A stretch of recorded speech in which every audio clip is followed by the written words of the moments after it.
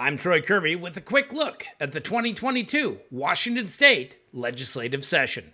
The House Public Safety Committee heard public testimony on House Bill 1848 concerning fraud in assisted reproduction.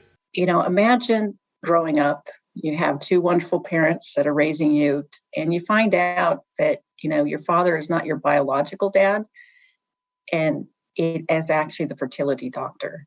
And, I just can't even imagine the trauma and shock this causes. The results showed not only was I donor conceived, but that my biological father was my mother's fertility doctor, Dr. Gary Vandenberg of San Diego, California, who used his own sperm without my parents' permission. Finding out all of this was absolutely devastating. I felt like I've tumbled into a black hole with no footholds and no knowledge of how to piece back together who I am, where I belong, or how I fit into this world. There's a number of people, residents of Washington, who have experienced fertility fraud, but it is very difficult to come forward.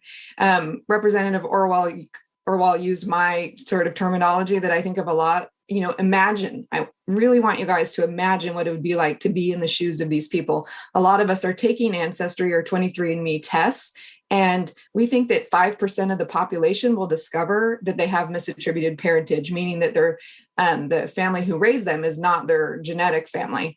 Thank you for watching the 2022 Washington State legislative session.